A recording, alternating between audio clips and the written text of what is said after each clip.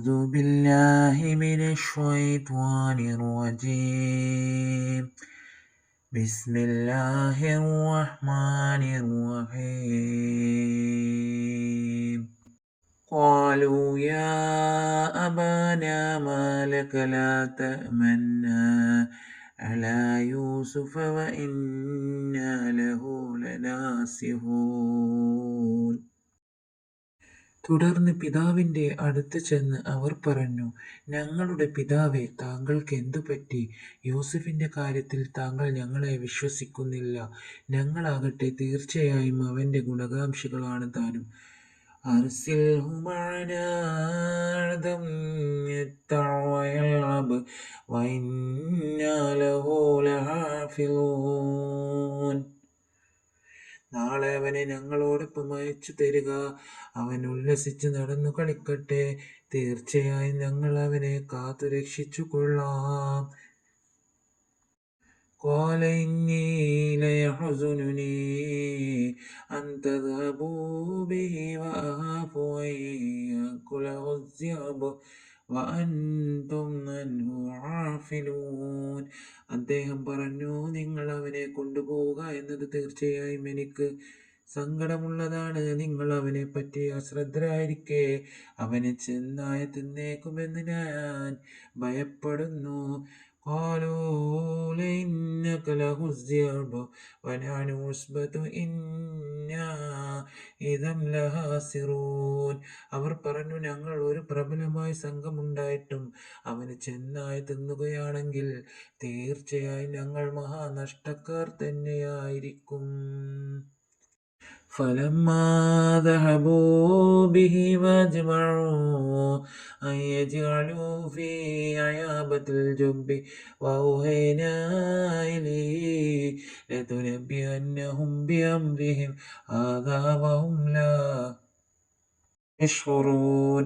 അങ്ങനെ അവനെ യൂസുഫിനെയും കൊണ്ടുപോവുകയും അവനെ കിണറ്റിൻ്റെ അടിയിലേക്ക് ഇടുവാൻ അവർ ഒന്നിച്ച് തീരുമാനിക്കുകയും ചെയ്തപ്പോൾ അവർ ആ കടുംകൈ പ്രവർത്തിക്കുക തന്നെ ചെയ്തു. തീർച്ചയായും നീ അവർക്ക് അവരുടെ ഈ ചെയ്തതിനെ പറ്റി വിവരിച്ചു കൊടുക്കുമെന്ന് നാം ബോധനം നൽകുകയും ചെയ്തു. അവർ അതിനെപ്പറ്റി ബോധവാന്മാരായിരിക്കുന്നു.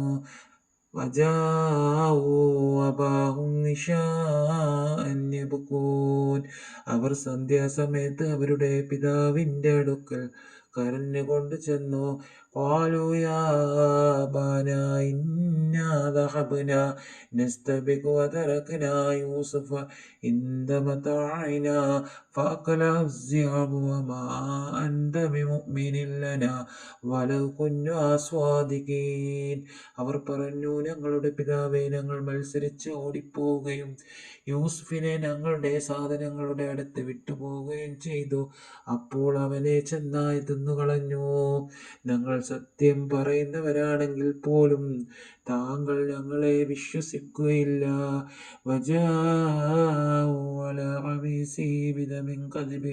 قال بل سولت لكم أنفسكم أمرا فصبر جميل والله المستعان على ما تصفون. യൂസഫിന്റെ കുപ്പായത്തിൽ കള്ളച്ചോരയുമായാണ് അവർ വന്നത്. പിതാവ് പറഞ്ഞു, അങ്ങനെയല്ല, നിങ്ങളുടെ മനസ്സ് നിങ്ങൾക്ക് ഒരു കാര്യം ഭംഗിയായി തോന്നിച്ചിരിക്കുകയാണ്. അതിനാൽ നല്ല ക്ഷമ കൈക്കൊള്ളുക. നിങ്ങൾ ഈ പറഞ്ഞുണ്ടാക്കുന്ന കാര്യത്തിൽ സഹായം തേടാനുള്ളത് അല്ലാഹുവോടത്രേ. وجاءت سيارة فأرسلوا واردهم فأدلى دلوه قال يا بشرى هذا غلام وأسروه بضاعة والله عليم بما يعملون. ഒരു യാത്രാസംഘം വന്നു. അവർക്ക് വെള്ളം കൊണ്ടുവരുന്ന ജോലിക്കാരനെ അയച്ചു. അവൻ തൻ്റെ തൊട്ടി ഇറക്കി. അവൻ പറഞ്ഞു, ഹാ സന്തോഷം, ഇതാ ഒരു ബാലൻ. അവർ ബാലനെ ഒരു കച്ചവടക്കാരായി ഒളിച്ചു വെച്ചു. അവർ പ്രവർത്തിച്ചിരുന്നതിനെ പറ്റി അല്ലാഹു നല്ലവണ്ണം അറിയുന്നവനാകുന്നു. وشروه بثمن بخس دراهم معدودة وكانوا فيه من الزاهدين. അവർ അവനെ തുച്ഛമായ ഒരു വിലക്ക് ഏതാനും വെള്ളിക്കാശിന് വിൽക്കുകയും ചെയ്തു. അവർ അവന്റെ കാര്യത്തിൽ താല്പര്യമില്ലാത്തവരുടെ കൂട്ടത്തിലായിരുന്നു. വീണ കിട്ടിയ ഒരു ബാലന് വിലയായി എന്ത് കിട്ടിയാലും തിരക്കേടില്ല എന്നതായിരുന്നു അവരുടെ നിലപാട്.